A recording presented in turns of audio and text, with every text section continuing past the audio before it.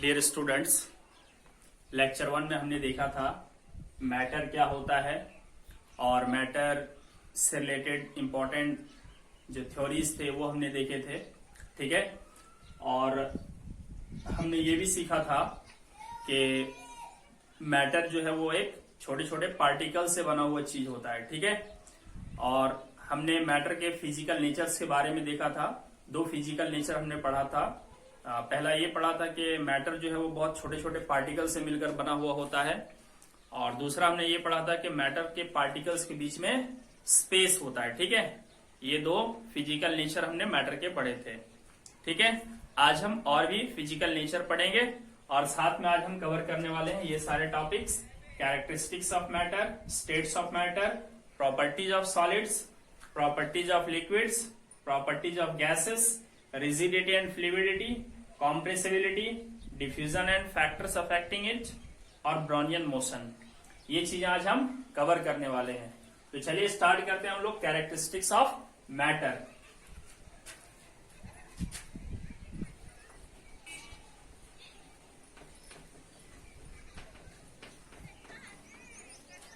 Characteristics of matter, इसी को हम नेचर ऑफ मैटर भी कहते हैं। ठीक है, फिजिकल नेचर, जो कि कल हम बात कर रहे थे इस पर। ठीक है, फिजिकल नेचर ऑफ मैटर। ठीक है, आज हम इन टॉपिक्स को यहाँ पे कवर करने वाले हैं। तो चलिए, दो कैरेक्टरिस्टिक्स कल हम पढ़ चुके थे, है ना। पहला हमने ये देखा था particles of matter are very very small। Matter के पार्टिकल्स बहुत ही छोटे होते हैं। एक तो हमने कल ये देखा था। दूसरा हमने देखा था there is a space between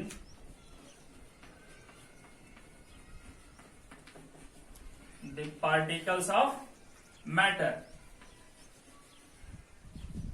matter के पार्टिकल्स के बीच में स्पेस होता है, ये भी हमने देखा था। ठीक है, आज हम मैटर के कैरेक्टरिस्टिक्स में से एक बहुत ही इंपॉर्टेंट कैरेक्टरिस्टिक्स पढ़ेंगे, और वो है particles of matter are constantly moving।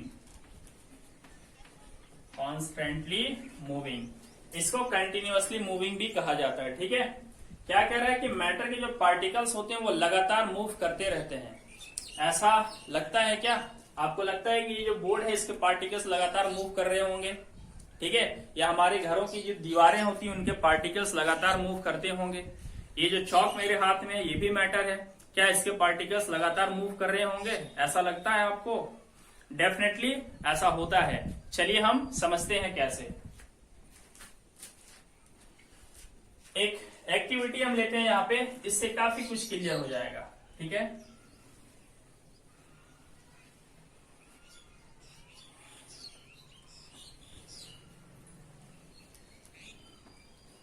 हम एक कंटेनर लेते हैं। ठीक है, इस कंटेनर के अंदर हम वाटर फिल कर देते हैं। ठीक है, यहां तक जो है इसके अंदर वाटर फिल्ड है। ठीक,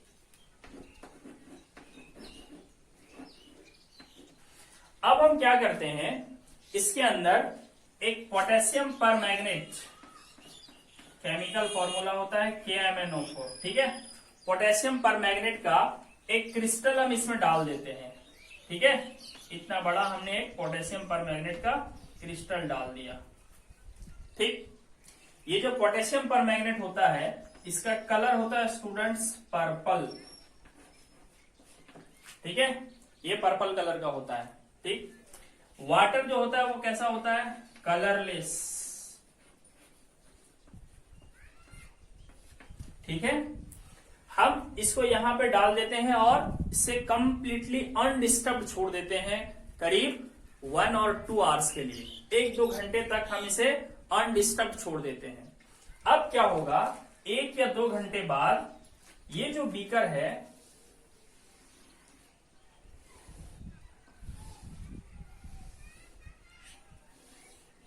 जो कि पहले वाटर से भरा हुआ था, ठीक है, कलरलेस वाटर से, अब हम देखेंगे कि वो पूरा का पूरा पर्पल हो गया है। ठीक है, पूरा का पूरा पर्पल हो गया है। ये पूरा सॉल्यूशन जो है वो पर्पल हो गया। ठीक है, हमने क्या किया, यहाँ पे जो हमने क्रिस्टल डाला है ना, पोटेशियम परमैंगनेट का जो क्रिस्टल हमने यहाँ पे डाला, उसे अनडिस्टर्ब छोड़ा था हमने, उसे मूवमेंट नहीं किया था, इसे जरा से भी हमने हिलाया नहीं था। अब अपने आप 2 घंटे बाद क्या होता है ना, आफ्टर 2 आवर हम देखते हैं कि ये पूरा का पूरा पर्पल हो गया है ना। हमने तो क्रिस्टल को एक जगह पर डाल के छोड़ दिया था, लेकिन अपने आप हमने क्या देखा कि पूरा फैल गया।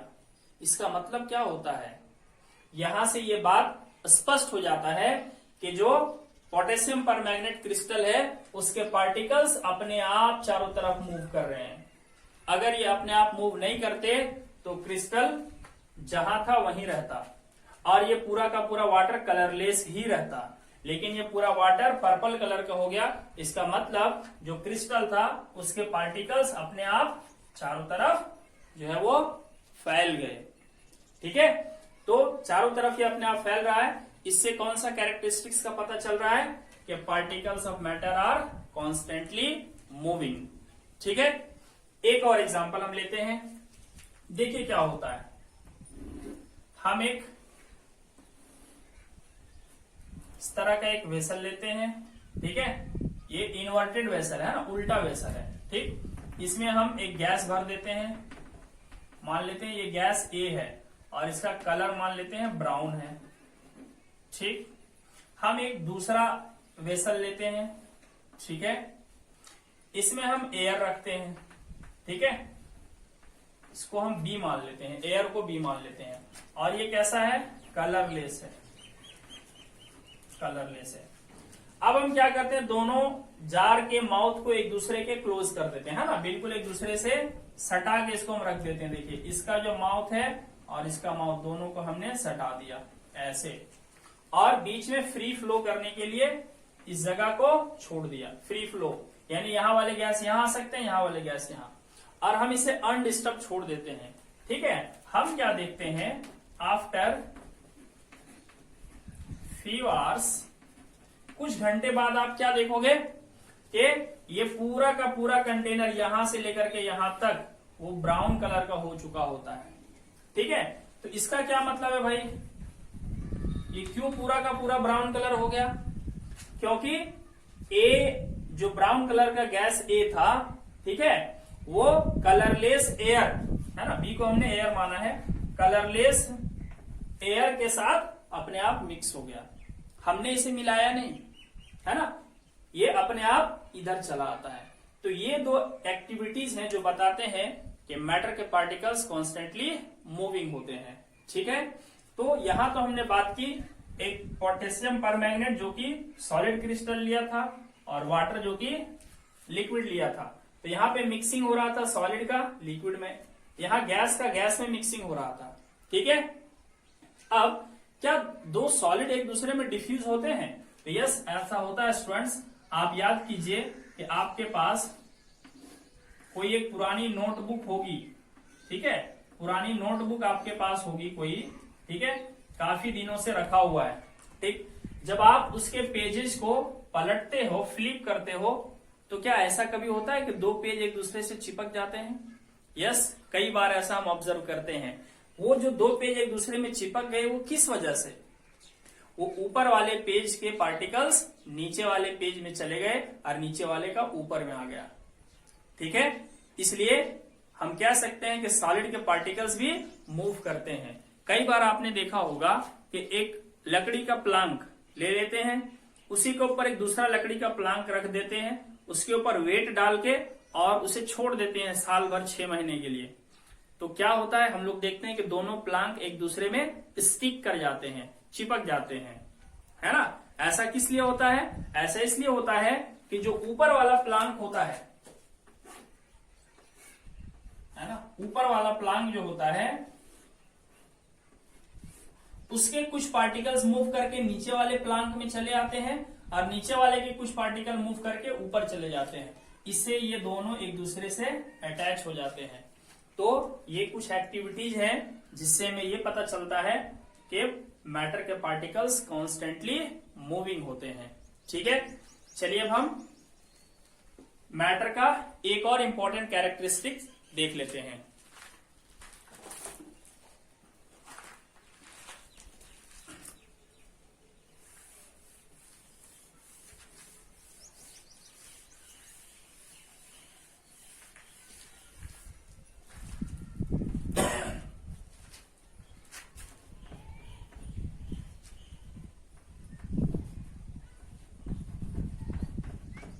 Particles of matter attract each other। ठीक है, मैटर के पार्टिकल्स एक दूसरे को अट्रैक्ट भी करते हैं। ठीक है, आइए देखते हैं कैसे। चलिए हम इसको एक सिंपल एग्जांपल से समझ लेते हैं। ये जो मेरे पास चौक है, ठीक है, अगर मैं इसको ऐसे खींचना चाहूं, क्या मैं खींच पा रहा हूं इसको? ये नहीं टूट रहा है। देखिए मैं इस पे फोर्स लगा के इसे खींच रहा हूं, ये नहीं टूट रहा है। इसका क्या मतलब है?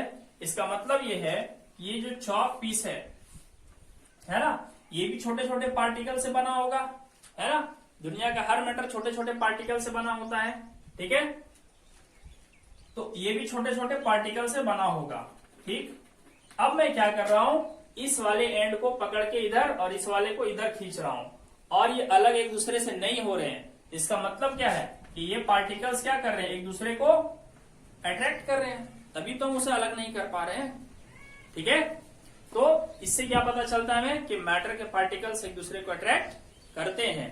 ठीक है, वरना बहुत इजीली हम इसे तोड़ सकते थे। हाँ, ये अट्रैक्शन कम या ज्यादा हो सकता है, डिपेंड करता है कि वो सॉलिड है, लिक्विड है या फिर गैस है। ये हम आगे डील करेंगे डिटेल्स।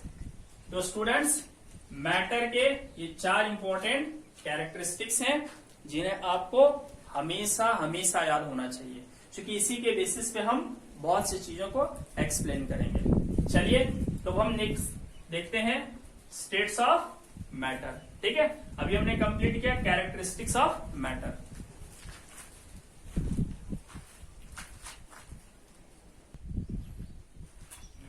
तो स्टूडेंट्स, मैटर का क्लासिफिकेशन केमिकल प्रॉपर्टीज के बेसिस पे भी होता है और फिजिकल प्रॉपर्टीज के बेसिस पे भी होता है। इस पर हम पिछले क्लास से बात कर चुके थे। तो आइए हम डिटेल से देखते हैं classification of matter on the basis of physical properties. Physical properties के बेसिस पे मैटर को 3 पार्ट में क्लासिफाई किया जाता है। ठीक है, एक है सॉलिड, ठीक है, सॉलिड्स। दूसरा है लिक्विड्स और तीसरा है गैसेस। तो दुनिया में जितने भी मैटर हैं उसे इन्हीं 3 कैटेगरी में रखा जाता है, सॉलिड्स, लिक्विड्स और गैसेस। हाँ, कुछ चीजें और हैं जिन्हें अलग स्टेट में रखा जाता है, प्लाज्मा स्टेट और बॉस आइंस्टीन कंडेंसेट स्टेट। इसके बारे में इस चैप्टर के एंड में पढ़ेंगे। ठीक है, तो चलिए देखते हैं ये जो क्लासिफिकेशन किया गया है किस बेसिस पे। तो देखिए यहाँ पे अब हम देखेंगे कि सॉलिड्स कौन सी चीजें होती है, क्या उनकी पहचान है। ठीक है, तो हम उनकी प्रॉपर्टीज से उसको पहचानेंगे सॉलिड्स को। तो देखिए सॉलिड्स क्या होता है, दीज हैव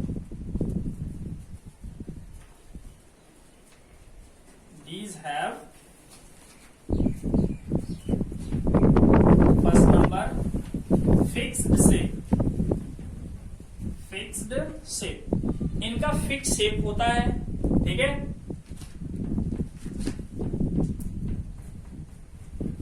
फिक्स्ड वॉल्यूम, इनका फिक्स वॉल्यूम होता है।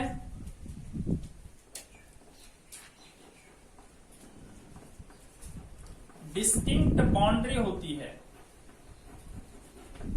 ठीक है।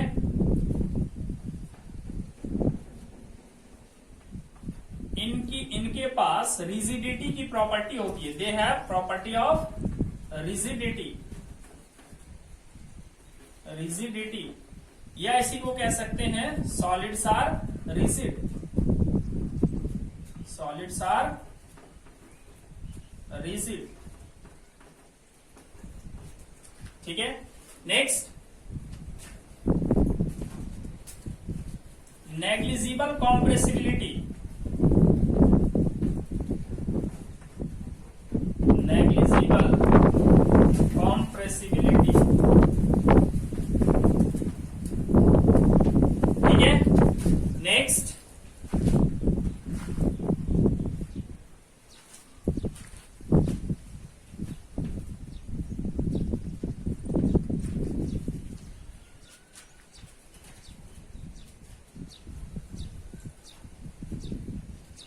नो फ्लूइडिटी,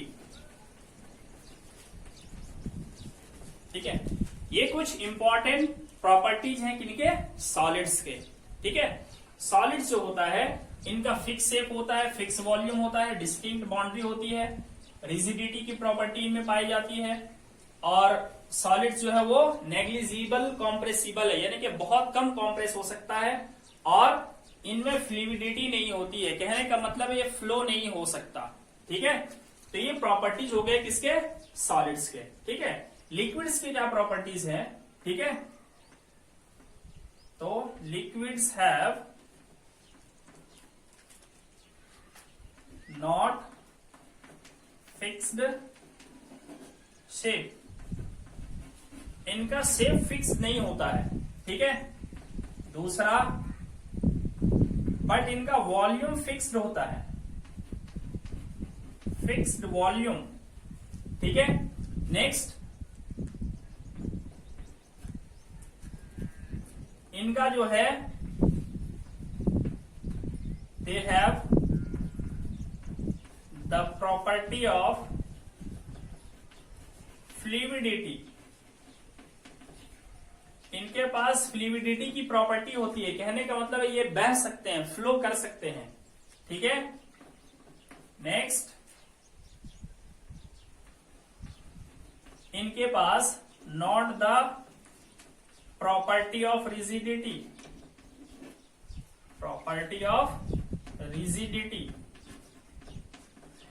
रिजिडिटी की प्रॉपर्टी इनमें नहीं होती है, अभी हम एक्सप्लेन करेंगे सारा चीज।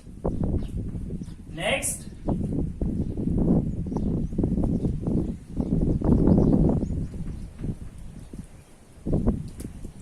लो compressibility,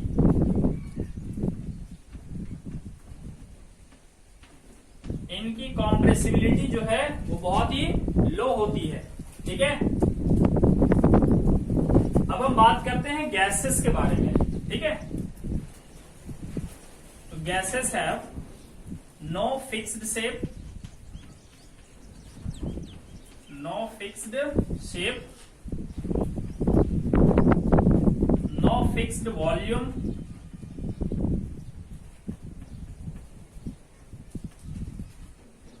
not the property of rigidity, 4 number,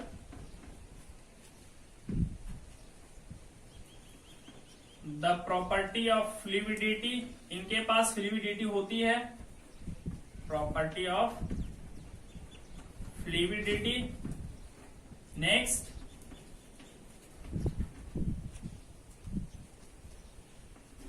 इनकी कॉम्प्रेसिबिलिटी हाई होती है,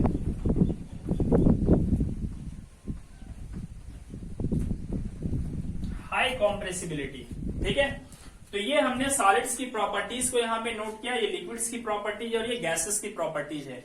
अब चलिए हम इनको एक एक करके समझ लेते हैं, ठीक है। देखिए, सॉलिड की अगर हम बात करें तो चलिए हम एक सॉलिड ले लेते हैं, एक वुडन ब्लॉक ले लेते हैं,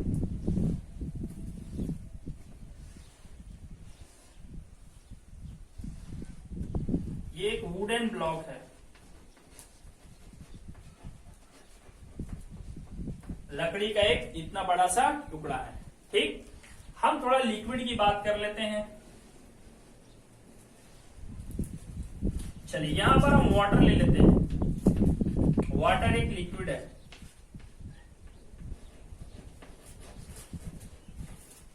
ठीक, नेक्स्ट हम एक क्लोज्ड कंटेनर ले लेते हैं और इसके अंदर गैस ले लेते हैं। ठीक है, फॉर एग्जाम्पल एयर। एयर जो है वो गैस का एग्जाम्पल है। वाटर जो है वो एक लिक्विड का एग्जाम्पल है और वुडन ब्लॉक जो है वो एक सॉलिड का एग्जाम्पल है। अब देखिए क्या है सॉलिड्स की properties. They have fix shape. क्या लकड़ी के टुकड़े का फिक्स शेप होता है? अगर हम उसमें फोर्स लगाएं तो क्या वो उसका शेप चेंज हो जाएगा? फोर्स कहने का मतलब है एक नॉर्मल सा फोर्स लगाना हमें, ठीक है, वरना बहुत ज्यादा फोर्स लगा हो तो कोई भी चीज का शेप बदला जा सकता है ना। डेली लाइफ में जो फोर्सेस हम ऑब्जर्व करते हैं उस तरह का अगर हम फोर्स लगाएं तो क्या ये दब जाएगा या इसका शेप चेंज हो जाएगा? नो। इसका मतलब है कि सॉलिड्स का फिक्स्ड शेप होता है। ठीक, लिक्विड की अगर हम बात करें, इस लिक्विड को अभी हमने कैसा एक कंटेनर में रखा है ना। ये कंटेनर मान लीजिए सिलेंड्रिकल कंटेनर है, तो इसका शेप ना सिलेंडर के जैसा होगा। अगर हम इसी वाटर को, है ना, इसी वाटर को अगर हम एक बाउल में रख दें, इस तरीके से कटोरा में रख दें, तो पता है ये शेप किस चीज का ले लेगा? ये कटोरे का शेप में आ जाएगा। ठीक है, इसी को अगर हम एक ग्लास में फिल कर दें, ठीक है, इसी को अगर हम ग्लास में फिल कर दें तो इस लिक्विड का शेप ग्लास के जैसा हो जाएगा। मतलब लिक्विड्स क्या करता है, they take the shape of container. ये कंटेनर का शेप ले लेगा, इसीलिए इसका फिक्स शेप नहीं होता है ना। प्लेट में रख दोगे वाटर को तो वो प्लेट के शेप का हो जाएगा। Means liquids do not have fixed shape. ठीक है, इसी तरीके से एयर या गैस का भी फिक्स शेप नहीं होता है। जैसे किसी गैस को अगर हम बोतल में भर दें तो वो बोतल के शेप का हो जाएगा। अगर हम किसी गैस को किसी ट्यूब के अंदर भर दें तो वो ट्यूब के शेप में चला आएगा। So they do not also have fixed shape. ठीक है, नेक्स्ट अब हम बात कर लेते हैं वॉल्यूम की। ठीक है, अब देखिए क्या है, जो वुडन ब्लॉक है इसका एक फिक्स वॉल्यूम होता है। कहने का मतलब है जितना स्पेस ये यहां ऑक्युपाई कर रहा है ये हमेशा इतना ही स्पेस ऑक्युपाई करेगा। ठीक है, अगर इसकी वॉल्यूम मान लेते हैं हम यहाँ पे 2 लीटर है, ठीक, 2 लीटर है, तो हमेशा इसका वॉल्यूम 2 लीटर ही रहेगा, है ना, वो कम या ज्यादा नहीं होने वाला। ठीक, अच्छा, अगर हम बात करें लिक्विड की, मान लेते हैं इसमें 2 लीटर वाटर है। ठीक, अब हम इसको क्या करते हैं, इसको एक बकेट में डाल देते हैं। ठीक, अगर हम एक बकेट में भर देंगे इसको, है ना, सपोज कीजिए यहाँ पे ये एक बकेट है, इस वाटर को इस बकेट में भर दें तो क्या ये 3 लीटर हो जाएगा? नहीं, 2 लीटर है तो 2 ही लीटर रहेगा। यानी कि इसका वॉल्यूम जो है वो फिक्स होता है। अगर ये इस बीकर में 2 लीटर है तो बाल्टी में भर देंगे तब भी ये 2 लीटर ही रहेगा। यानी कि इसका वॉल्यूम फिक्स होता है, वॉल्यूम इसका चेंज नहीं होगा। इसी को अगर हम एक बोतल के अंदर भर दें तो भी 2 ही लीटर रहेगा।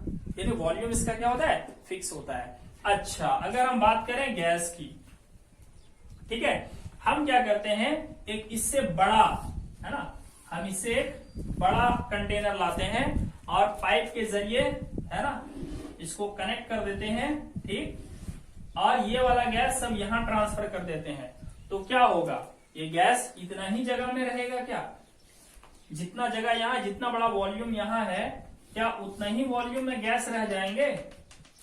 नहीं, वो पूरा फैल जाएगा, इस पूरे बड़े बर्तन को भर देगा। तो इसका वॉल्यूम फिक्स नहीं है, जितना स्पेस ये यहां ऑक्युपाई कर रहा है उससे ज्यादा ये स्पेस यहां ऑक्युपाई कर लेगा। ठीक है, तो अगर यहाँ पे इसका वॉल्यूम 2 लीटर है तो यहां आकर के 4 लीटर हो जाएगा वॉल्यूम।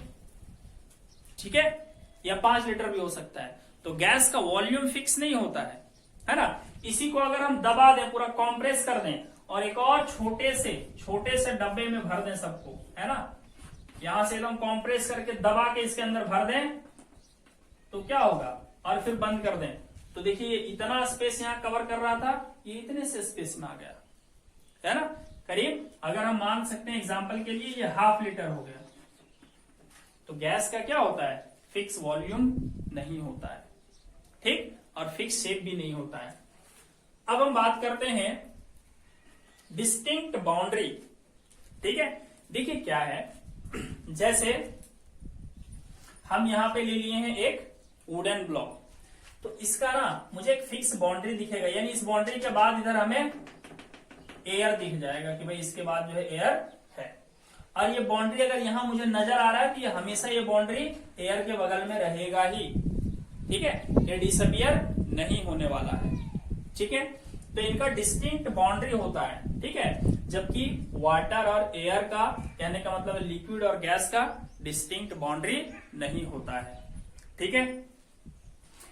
यहां पे थोड़ा समझा देता हूं मैं। जैसे मान लीजिए एक पार्टिकल मुझे ए में नजर आ रहा है, ठीक है, ये पार्टिकल मुझे ए में नजर आ रहा है और दूसरा पार्टिकल बी में नजर आ रहा है, ठीक। तो ये जो जगह दिख रहा है यहाँ वाला जगह, इसके रिस्पेक्ट में अभी इसका कुछ डिस्टेंस है और इसका कुछ डिस्टेंस है, लेकिन थोड़ी देर बाद जरूरी नहीं ये पार्टिकल का पोजीशन यहाँ से चेंज होकर के यहाँ हो जाएगा और इसकी बॉन्ड, अभी जो चीज मुझे यहाँ दिखाई दे रही थी अब वो वापस यहाँ दिखाई देने लगेगी, ठीक है, यानी इसका फिक्स बाउंड्री नहीं रहेगा, ठीक है। या अगर हम इसे दूसरे कंटेनर में डाल दें तो इससे जितना दूरी पे ये पार्टिकल दिख रहा था उतना ही दूरी पे वहां वो दिखाई देगा, ऐसा जरूरी नहीं है।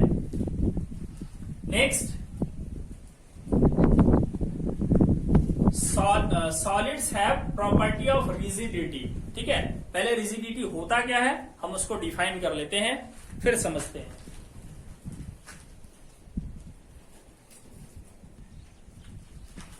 ठीक है स्टूडेंट्स, रिजिडिटी क्या होता है ना। सपोज कि ये जो चॉक मेरे हाथ में है, मैं इस पे फोर्स लगाता हूं तो क्या ये अपना शेप चेंज कर ले रहा है क्या, नहीं, ये अपने शेप को मेंटेन रखना चाहता है, जैसा है इसका शेप ये अपना शेप वैसे ही रखना चाहता है। इसका मतलब इसमें रिजिडिटी है।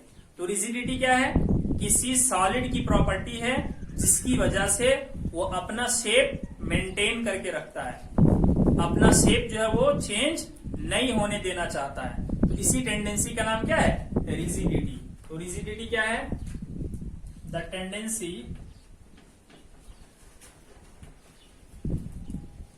Tendency of matter to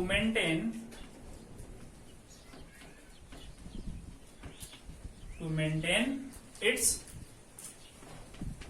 shape,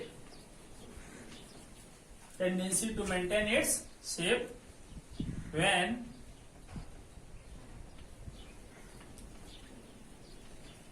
external force is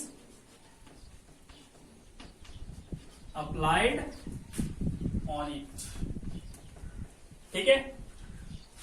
अगर हम इस पे एक्सटर्नल फोर्स लगाएं बाहर से, है ना, ये वुडन ब्लॉक पे, लकड़ी के ब्लॉक पे अगर हम बाहर से अगर हम फोर्स लगाएं तो क्या ये अपना शेप मेंटेन करके रखेगा, डेफिनेटली मेंटेन करके रखेगा, ये अपना शेप इजीली चेंज नहीं होने देगा। कहने का मतलब इसमें कौन सी प्रॉपर्टी है, रिजिडिटी है, ठीक।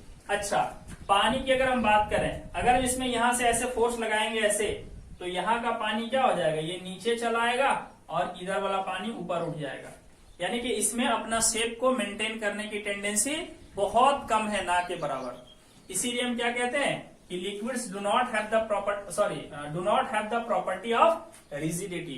लिक्विड्स में रिजिडिटी की प्रॉपर्टी नहीं होती है, यानी कि जब इस पे एक्सटर्नल फोर्स लगाएंगे तो ये अपना शेप मेंटेन नहीं कर पाता है, इसका शेप चेंज हो जाता है। इसी तरह गैस की अगर हम बात करें, है ना, तो जैसे कि बलून देखे होंगे आप लोग, बलून के अंदर गैस होता है, जब उसमें फोर्स लगाएंगे एक्सटर्नल तो उसका शेप क्या होता है, चेंज हो जाता है, वो अपना शेप मेंटेन नहीं कर पाता, ठीक है। तो उसमें भी रिजिडिटी नहीं होती है। अब हम नेक्स्ट बात करते हैं फ्लूइडिटी की, ठीक है, फ्लूइडिटी, फिर हम देखेंगे लास्ट में कॉम्प्रेसिबिलिटी। फ्लूइडिटी क्या है, ठीक।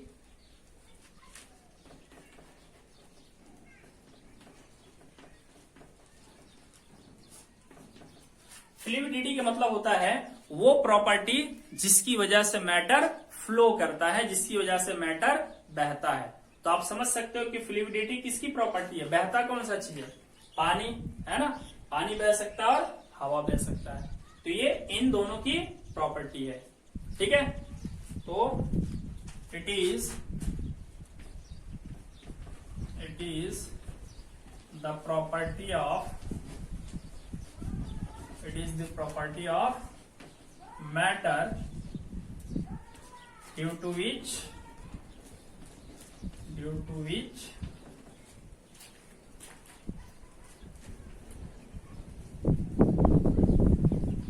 they can flow, है ना। ये मैटर की वो प्रॉपर्टी है जिसकी वजह से ये फ्लो हो सकता है। और फ्लूइडिटी सॉलिड की प्रॉपर्टी नहीं है, सॉलिड बहता नहीं है, बट ये प्रॉपर्टी है किसकी? लिक्विड की, है ना। लिक्विड की प्रॉपर्टी है, ठीक है। और ये गैस की भी प्रॉपर्टी है, ठीक है। अब हम आइए देखते हैं, अगला चीज है कॉम्प्रेसिबिलिटी।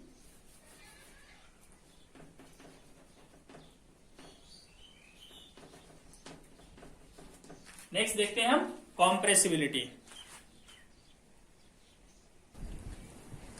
तो स्टूडेंट्स, कॉम्प्रेसिबिलिटी क्या होता है? ठीक है, देखिए क्या है। It is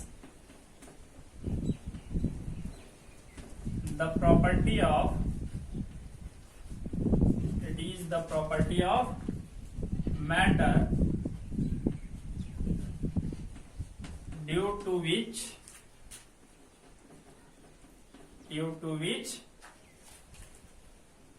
the matter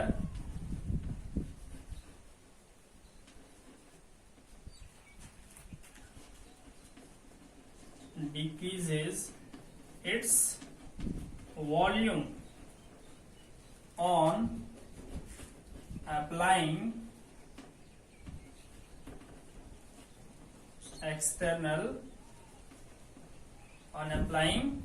pressure।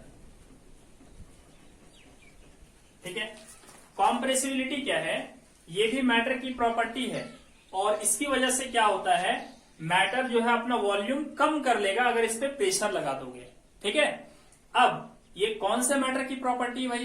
क्या ये सॉलिड की हो सकती है? जैसे वुडन ब्लॉक है, इसको अगर हम कॉम्प्रेस करें, ऐसे दबाएं, तो क्या इसका वॉल्यूम डिक्रीज होगा? तो नहीं हो सकता, है ना। मैं फिर से कह रहा हूं, बहुत ज्यादा फोर्स लगाने की जरूरत नहीं है, नॉर्मल डेली लाइफ के फोर्सेस की हम बात कर रहे हैं। ठीक है, तो क्या होगा, वुडन ब्लॉक जो है ये इसकी प्रॉपर्टी नहीं है कॉम्प्रेसिबिलिटी। इस पर जब हम प्रेशर लगाएंगे तो इसका वॉल्यूम कम होने वाला नहीं है। तो ये कैसा है? नेग्लिजिबल कॉम्प्रेसिबल या नॉट कॉम्प्रेसिबल। ठीक है, अच्छा, अगर हम बात करें वाटर की, वाटर को अगर हम यहाँ पे दबाएं, मान लेते हैं यहाँ पे एक पिस्टन लगा देते हैं हम लोग, इस तरीके से पिस्टन लगा देते हैं और यहां से हम इसको दबाते हैं, क्या वाटर दबेगा? बहुत कम, ना के बराबर। यानी कि लिक्विड की भी प्रॉपर्टी कॉम्प्रेसिबिलिटी ना के बराबर होती है। कहने का मतलब ये कॉम्प्रेसिबल नेग्लिजिबल होता है, बहुत कम होता है। ठीक है, और अगर हम बात करें गैस की, इसको अगर हम ऐसे दबाएं तो गैस को बहुत ज्यादा दबाया जा सकता है। ठीक है, तो गैस जो होता है वो हाईली कॉम्प्रेसिबल होता है, हाईली कॉम्प्रेसिबल होता है। ठीक है, लिक्विड्स क्या होता है? नेग्लिजिबल या लेस कॉम्प्रेसिबल, लेस कॉम्प्रेसिबल। ठीक है, और वुडन ब्लॉक नॉट कॉम्प्रेसिबल, ये कॉम्प्रेसिबल नहीं होता है। ठीक है, चलिए स्टूडेंट्स, तो हमने अभी सॉलिड्स, लिक्विड्स और गैसेस की प्रॉपर्टीज के बारे में बात की। फिर हमने ये देखा कि रिजिडिटी किसकी प्रॉपर्टी है, तो हमें आंसर मिला सॉलिड की, और ये किसकी प्रॉपर्टी नहीं है? लिक्विड और गैस की। फ्लूइडिटी किसकी प्रॉपर्टी है? लिक्विड की और गैस की, और किसकी नहीं है? सॉलिड की। कॉम्प्रेसिबिलिटी किसकी प्रॉपर्टी है?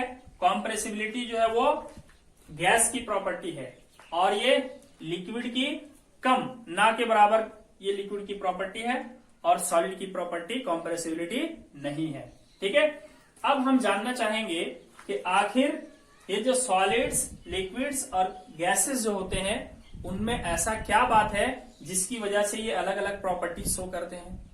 ठीक है, तो चलिए हम उस चीज को समझ लेते हैं।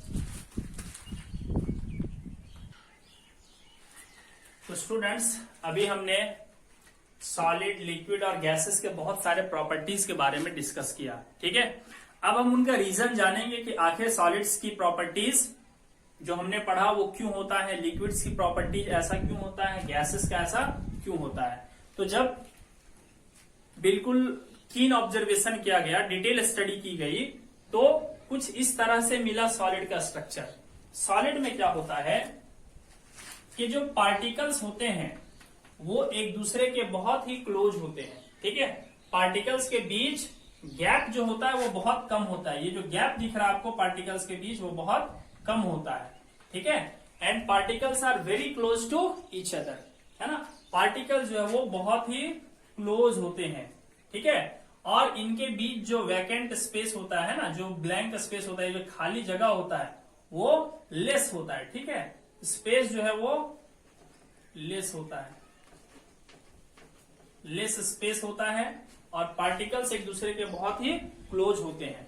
अब जब पार्टिकल्स एक दूसरे से के क्लोज होंगे तो इनके बीच जो फोर्स ऑफ अट्रैक्शन होता है ना, वो बहुत हाई होता है। ठीक है, अट्रैक्शन जो है वो बहुत हाई होता है, यानी पार्टिकल्स एक दूसरे को बहुत ही टाइटली पकड़ के रखते हैं। ठीक है, लिक्विड्स का क्या देखा गया, इसके जो पार्टिकल्स हैं, ठीक है, उनके बीच में मॉडरेट डिस्टेंस होता है ना, मॉडरेट डिस्टेंस होता है। कहने का मतलब है बहुत क्लोज भी नहीं होते हैं और बहुत दूर दूर भी नहीं होते हैं। ठीक है, अब चूंकि इनके बीच का डिस्टेंस थोड़ा ज्यादा होता है तो जो अट्रैक्शन होता है वो भी मॉडरेट होता है, अट्रैक्शन मॉडरेट होता है। यानी कि सॉलिड के पार्टिकल्स के बीच में जो अट्रैक्शन होता है उससे कम होता है, और इनके बीच जो स्पेस है ना वो भी मॉडरेट होता है ना, स्पेस मॉडरेट होता है। ठीक है, स्पेस मॉडरेट होता है। ठीक, अब गैस के पार्टिकल्स को देखा गया तो गैस के पार्टिकल्स के बीच में बहुत ही लार्ज डिस्टेंस होता है। ठीक है, लार्ज डिस्टेंस, पार्टिकल्स के बीच का डिस्टेंस बहुत लार्ज होता है, और इनके बीच में गैप देखोगे तो बहुत ज्यादा होता है। ठीक है, there is large space, large space. ठीक है, पार्टिकल्स के बीच में स्पेस बहुत ज्यादा होता है। ठीक है, अब देखिए क्या स्टूडेंट्स, जब सॉलिड, लिक्विड और गैस के पार्टिकल्स का अरेंजमेंट इस तरह से है तो इसका क्या फर्क पड़ता है। ठीक है, चलिए हम कुछ सवालों से इसको समझने की कोशिश करते हैं। सवाल है कि why solids have fixed shape, solid का शेप फिक्स क्यों होता है। ठीक है, तो सिंपल सा आंसर है ना, solids have fixed shape because the particles of solids are close to each other and force of attraction between them is very strong, है ना। इसीलिए इनका शेप क्या होता है, फिक्स होता है। जब हम फोर्स लगाएंगे तो ये पार्टिकल्स एक दूसरे से टाइटली बॉन्डेड होते हैं, फोर्स ऑफ अट्रैक्शन बहुत ज्यादा होता है, इसलिए इसका शेप चेंज नहीं होता और इसके पास फिक्स शेप होता है। ठीक है, अगर पूछा जाए why solids are not compressible, solids compressible क्यों नहीं है, जब उसे हम कॉम्प्रेस करके दबाते हैं तो वो दबता क्यों नहीं है, तो इसका क्या जवाब होगा, सॉलिड के जो पार्टिकल्स होते हैं इसके बीच में स्पेस आप जो देख रहे हो ये क्या होता है, बहुत कम होता है। तो जब हम इसे दबाएंगे तो जब स्पेस ही नहीं है तो पार्टिकल्स कहां से दबेंगे, है ना। इसका क्या आंसर होगा, solids are not compressible because the space between the particles of solid is very very less, इसीलिए कॉम्प्रेसिबल नहीं होते हैं। अगला सवाल अगर पूछा जाए, why it is hard to break a solid into smaller pieces, अगर एक सॉलिड को हमें तोड़ना हो छोटे छोटे टुकड़ों में, फॉर एग्जाम्पल दिस चॉक, छोटे छोटे टुकड़ों में तोड़ना हो तो तोड़ना बड़ा मुश्किल होता है, ऐसा क्यों है, तो क्या आंसर लिखेंगे, आंसर लिखेंगे द अट्रैक्शन, है ना, attraction between the particles of solid is very high, है ना। जो सॉलिड के पार्टिकल्स होते हैं उसके बीच में फोर्स ऑफ अट्रैक्शन बहुत ज्यादा होता है, इसीलिए उसे तोड़ना बहुत हार्ड होता है ना। तो कितने आसानी से हम आंसर दे सकते हैं। ठीक, अगर इसी तरह से लिक्विड के बारे में पूछा जाए, why liquids do not have fixed shape, liquid का शेप फिक्स क्यों नहीं है, तो इसका रीजन ये है कि लिक्विड्स के पार्टिकल्स के बीच में जो फोर्स ऑफ अट्रैक्शन होता है वो सॉलिड से कम होता है ना। Force of attraction is not sufficient to hold the particles with each other. ये फोर्स ऑफ अट्रैक्शन इतना स्ट्रांग नहीं होता कि एक दूसरे से ये बंधे हुए रहे। ये पार्टिकल जो है ना ये फ्रीली मूव करते हैं, ये पार्टिकल इधर चला जाएगा, ये पार्टिकल इधर चला जाएगा, ये इधर चला जाएगा, है ना। तो लिक्विड के पार्टिकल्स के बीच में फोर्स ऑफ अट्रैक्शन इतना सफिशिएंट नहीं होता है कि पार्टिकल्स एक दूसरे के साथ हमेशा एक ही जगह बने रहें। जबकि सॉलिड्स के पार्टिकल्स है ना ये अपना पोजीशन कभी भी जो है वो चेंज नहीं करता। अब एक चीज यहाँ पे आप सोच रहे होंगे, सर बताया था कि पार्टिकल्स तो मूव करते रहते हैं कॉन्स्टेंटली, है ना। इससे पहले हमने बात किया था मैटर के जो पार्टिकल्स होते हैं उसके कैरेक्टरिस्टिक्स, उसमें बताया था कि सॉलिड भी मूव करता है। तो ये क्या करता है ना, सॉलिड के पार्टिकल्स ये सिर्फ वाइब्रेट करता है अपने मेन पोजीशन के अबाउट, है ना। जैसे ये इसका मेन पोजीशन है तो इसके अबाउट ये खाली वाइब्रेट करेगा, ऐसे ऐसे ऐसे ऐसे, ये सिर्फ वाइब्रेट करता है। ये अपना पोजीशन छोड़ के, देखो मान लेते हैं ये पार्टिकल ए है और ये पार्टिकल बी है, तो ए अपना जगह छोड़ के बी के पास नहीं जा सकता और बी ए के पास नहीं आ सकता, है ना। ये मूव करते हैं बट सिर्फ इस तरह ये वाइब्रेट करते हैं बस मेन पोजीशन के अबाउट, है ना। जबकि लिक्विड में क्या होता है, इसका कोई पार्टिकल ए अगर यहां है और बी यहां है तो ए यहां चला जा सकता है, बी यहां आ सकता है, ठीक है। इसीलिए इसका फिक्स शेप नहीं होता, ठीक है। अच्छा, अब अगर पूछे कि why does a liquid flow, ये फ्लो क्यों करता है, तो भी सेम आंसर है ना। The force of attraction between the particles of liquid is not sufficient to hold them in a fix position, है ना। पार्टिकल्स के बीच में फोर्स ऑफ अट्रैक्शन इतना सफिशियंट नहीं होता है कि वो एक ही जगह पे रख पाए, इसीलिए ये फ्लो करते रहते हैं, क्योंकि इनके बीच फोर्स ऑफ अट्रैक्शन जो है कम होता है, ठीक है। अच्छा, why are we able to move our hands easily through a liquid, liquid में अपना हाथ आसानी से मूव कर सकते हैं ना, पानी के अंदर आसानी से अपना हाथ घुसा सकते हैं, ठीक है, बड़े आराम से यहाँ पे हाथ इंसर्ट कर सकते हैं। क्यों? सेम रीजन, पार्टिकल्स के बीच फोर्स ऑफ अट्रैक्शन बहुत ही कम होता है, इसीलिए हम इजिली अपना हैंड्स मूव कर सकते हैं, ठीक है।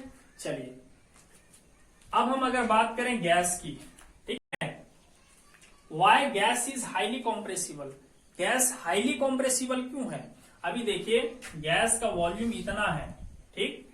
अब हम क्या करते हैं, इसको हम पिस्टन लगा करके ऐसे दबाएंगे तो क्या ये कॉम्प्रेस होगा या नहीं होगा, बिल्कुल कॉम्प्रेस होगा। ये पिस्टन यहां से मूव करके यहां तक चला आएगा और ये सारे पार्टिकल जो हैं यहां नीचे आकर के जमा हो जाएंगे, ठीक है, ऐसे सब के सब यहां आके जमा हो जाएंगे। यानी इतना ज्यादा वॉल्यूम था इसका, अभी इतना सा हो गया, ठीक है। तो ऐसा क्यों हुआ, ये इतना ज्यादा कॉम्प्रेसिबल क्यों है, तो ये इतना ज्यादा कॉम्प्रेसिबल इसलिए है क्योंकि पार्टिकल्स के बीच में स्पेस बहुत ज्यादा होता है। देखिए इन दो पार्टिकल्स के बीच में बहुत ज्यादा स्पेस है, इन दो पार्टिकल्स के बीच में बहुत ज्यादा स्पेस है, ठीक है। तो आंसर क्या होगा, gases are highly compressible because the space between particles of gases is too large, ठीक है। अच्छा, why gases do not have fixed shape and volume, इसका भी फिक्स शेप क्यों नहीं होता है, तो पार्टिकल्स के बीच में डिस्टेंस इतना ज्यादा होता है कि फोर्स ऑफ अट्रैक्शन यहाँ पे नेग्लिजिबल होता है, ना के बराबर फोर्स होता है। अब जब फोर्स ऑफ अट्रैक्शन नेग्लिजिबल होगा तो ये अपना शेप मेंटेन नहीं कर पाता है, ठीक है। फिर वॉल्यूम फिक्स क्यों नहीं होता, तो वॉल्यूम फिक्स इसलिए नहीं होता क्योंकि इसके जो पार्टिकल्स हैं, ठीक है, ये एक दूसरे को रोक के रख ही नहीं सकता। जैसे अगर ये पार्टिकल इसको यहीं रोक के रख लेता जिसका वॉल्यूम नहीं बढ़ता, लेकिन इसे नहीं रोक सकता क्योंकि फोर्स ऑफ अट्रैक्शन बहुत कम है, ये फ्रीली मूव करके ऊपर चला जाएगा तो वॉल्यूम बढ़ जाएगा, और ऊपर चला जाएगा और वॉल्यूम बढ़ जाएगा, ठीक है। अच्छा, अब एक चीज यहाँ पे सोच सकते हो कि सर ये तो लिक्विड के साथ भी हो सकता है, लिक्विड्स के भी पार्टिकल्स के बीच में फोर्स ऑफ अट्रैक्शन इतना नहीं होता, ये रोक के रख सकते हैं, तो फिर इसका वॉल्यूम फिक्स क्यों होता है। तो अब देखिए यहाँ पे एक बहुत इंपॉर्टेंट पॉइंट है, क्या है ना, लिक्विड के पार्टिकल्स की प्रॉपर्टी ये है कि ये वॉल्यूम में से दूसरे को बाहर नहीं जाने देंगे, लेकिन जैसे वॉल्यूम से बाहर जाना चाहेगा तो इतना ये फोर्स कम से कम जरूर लगाएगा इसके ऊपर कि ये वापस वॉल्यूम के अंदर चला आए। ठीक है, नई बात समझ में आई? देखिए क्या है, ये दोनों मान लेते हैं लिक्विड के पार्टिकल्स हैं, ठीक, तो इनके बीच फोर्स ऑफ अट्रैक्शन मॉडरेट है ना, बहुत कम भी नहीं है बहुत ज्यादा भी नहीं है, ठीक। तो ये फोर्स ऑफ अट्रैक्शन इतना ज्यादा नहीं है कि ये इसे, है ना, मूव करने से रोक सके। कहने का मतलब है इधर या इधर या इधर जाने से रोक सके, इतना ज्यादा सफिशिएंट नहीं है। लेकिन अगर ये पार्टिकल वॉल्यूम से बाहर निकलना चाहे तब ये कम से कम इतना फोर्स जरूर लगाता है कि ये वाला पार्टिकल बाहर नहीं निकल पाता है। ठीक है, तो इसका मतलब क्या है कि particles of liquid moves freely with in the volume. ठीक है, ये फ्रीली मूव तो करते हैं लेकिन कहां पे? फ्रीली मूव करते हैं लेकिन कहां पे? With in the volume, with in the volume. इसकी वॉल्यूम जहां तक है उसी के अंदर ये फ्रीली मूव कर सकते हैं, उससे बाहर नहीं जा सकते। लेकिन गैस के साथ ऐसा नहीं है। ठीक है, अगर कुछ गैसेस इतने से वॉल्यूम में अगर है, ठीक है, इतने से वॉल्यूम में अगर है तो ये यहीं नहीं रहेंगे, ये इतना ज्यादा फ्रीली मूव करते हैं कि इस वॉल्यूम से बाहर भी जा सकते हैं और उसके जो नेबरिंग पार्टिकल्स हैं वो उसे रोक नहीं पाएगा। ठीक है, तो स्टूडेंट्स ये थे। अच्छा, एक और क्वेश्चन यहाँ पे बच गया है, वाई गैसेस फ्लो, क्यों फ्लो करेगा? Same answer, because the force of attraction between the particles of gas is negligible. ठीक है, चलिए अब हम आगे बात करते हैं एक बहुत ही important topic, kinetic energy.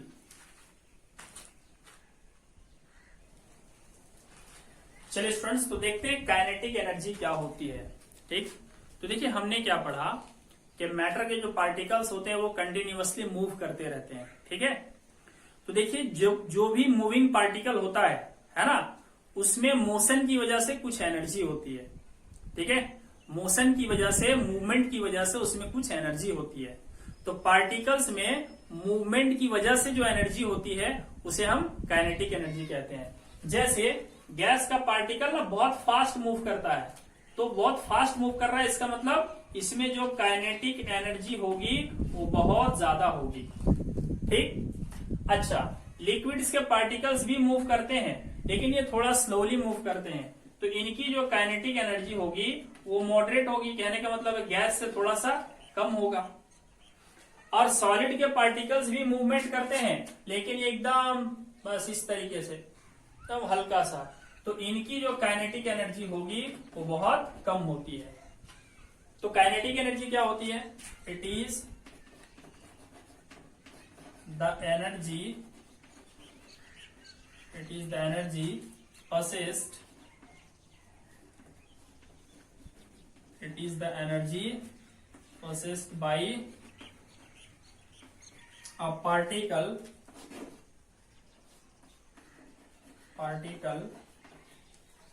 due to which it moves। ठीक है, ये किसी पार्टिकल की वो एनर्जी होती है जिसकी वजह से वो मूव करता है। ठीक, तो काइनेटिक एनर्जी सबसे ज्यादा किसकी होगी? गैस के पार्टिकल्स की, और कम किसकी होगी? तो लिक्विड के पार्टिकल्स की, और सबसे कम किसकी होगी? सॉलिड के पार्टिकल्स की काइनेटिक एनर्जी बिल्कुल कम होगी। ठीक है,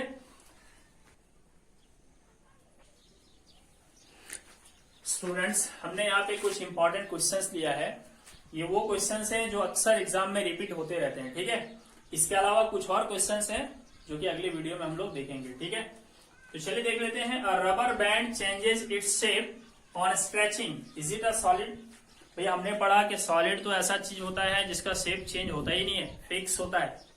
लेकिन रबर बैंड है ना, रबर जानते हो, रबर खींचोगे तो लंबा हो जाएगा, छोड़ दो तो वापस अपनी शेप में आ जाएगा।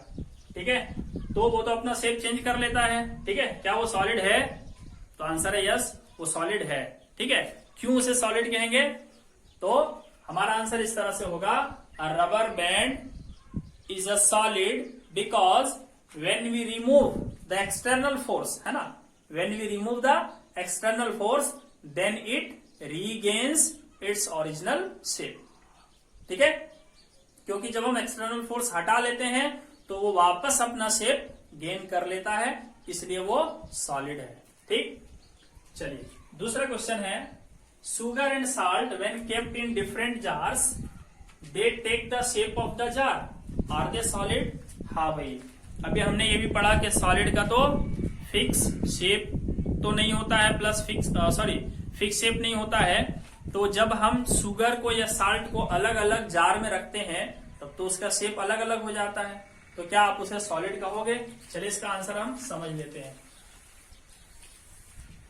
मान लेते हैं हमारे पास इस तरह का एक टम्बलर है, इसके अंदर हमने शुगर भर दिया, तो शुगर तो ग्लास के शेप का हो जाएगा।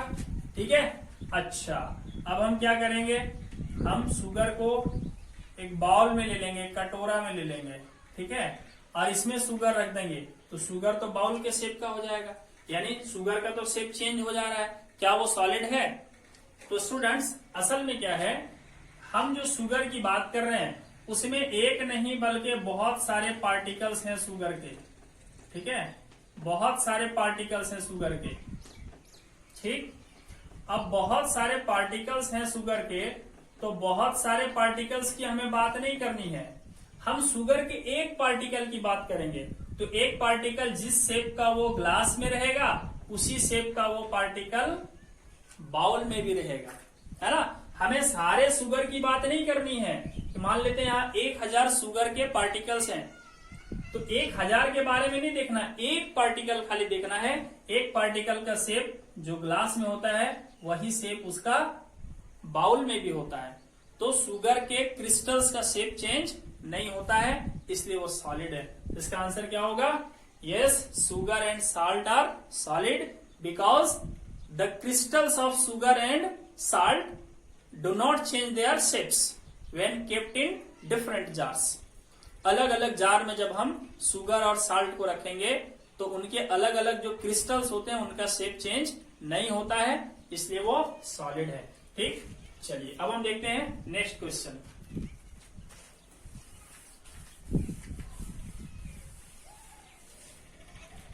A sponge is highly compressible. Is it solid?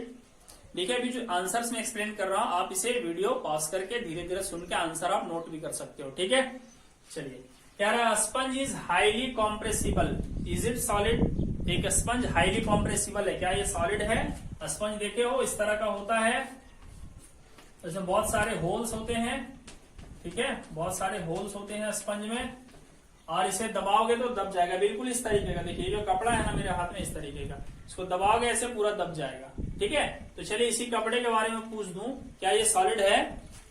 Yes है। तो फिर ये दब क्यों जा रहा है भाई? हाईली कॉम्प्रेसिबल, ये तो कॉम्प्रेस हो जा रहा है। ठीक है, तो देखो क्या है, इसका आंसर क्या होगा? अ sponge has a large number of holes, है ना। अ sponge has a large number of holes in which air is filled, है ना। एक स्पंज में बहुत सारे होल्स होते हैं जिसमें एयर भरा हुआ रहता है। When we compress it then the air comes out and hence it is compressible. तो जब हम उसे दबाते हैं तो एयर बाहर आ जाता है, इसलिए कॉम्प्रेसिबल है। ठीक है, बट चूंकि ये फ्लो भी नहीं करता है, ठीक है, और इसका शेप फोर्स हटा देने से वापस जिस तरह का था उसी तरह का हो जाता है, इसलिए सॉलिड है। ठीक है, नेक्स्ट क्या है, give reasons a gas fills completely the vessel in which it is kept. Reason बताइए, एक गैस उस वेसल को पूरा भर देता है जिसमें उसे रखते हैं। मान लेते हैं ये एक वेसल है, ठीक है, इसमें हम कोई गैस इस छोटे से बलून में भर के छोड़ देते हैं, है ना। अभी ये पूरा खाली है, अभी गैस खाली इस बलून के अंदर भरा हुआ है, ठीक है, पूरा गैस भरा हुआ है। अब हम इसको खोल देते हैं, ये गैस क्या होगा, पूरे वेसल में भर जाएगा। ठीक है, तो पूछ रहा है ऐसा क्यों होता है, इसका रीजन बताइए, है ना, give reason. A gas fills completely the vessel in which it is kept, जिस बर्तन में भी रखो उसको पूरा भर देता है वो, ठीक है।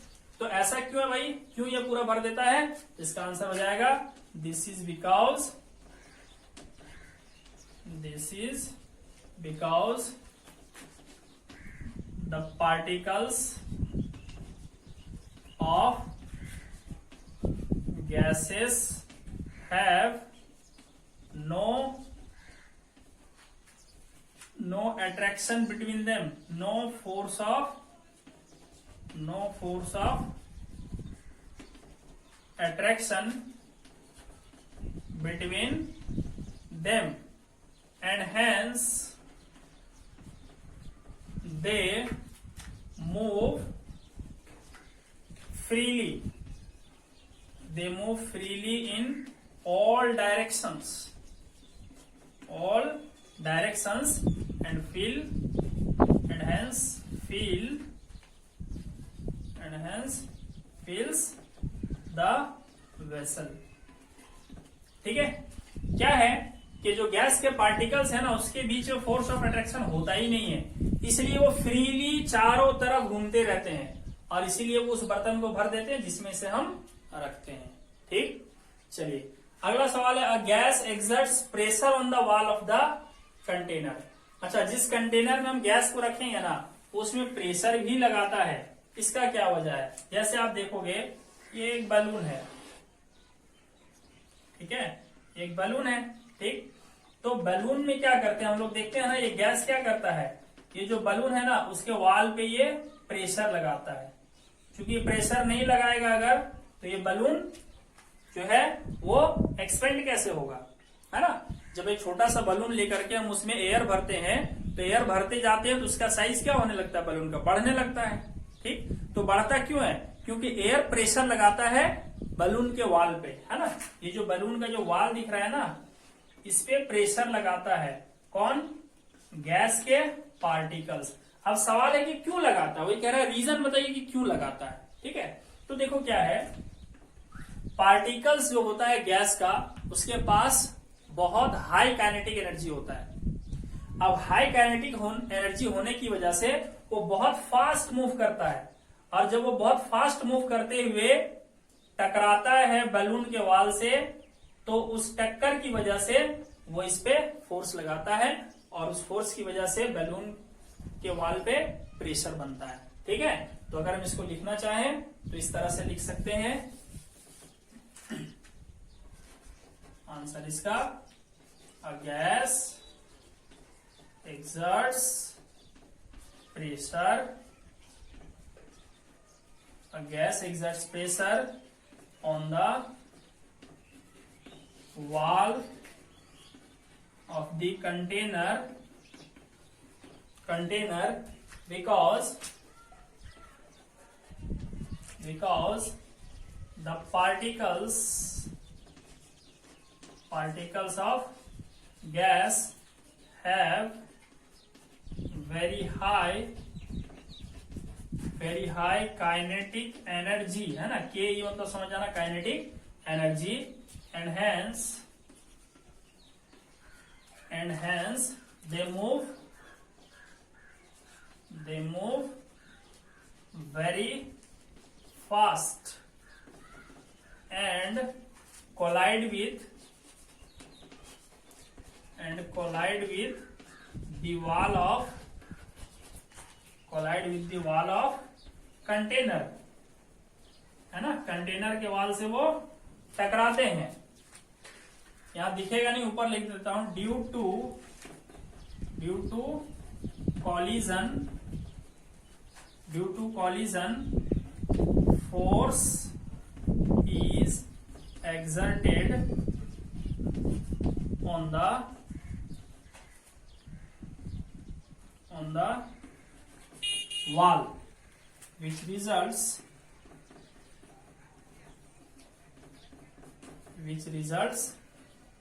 as pressure।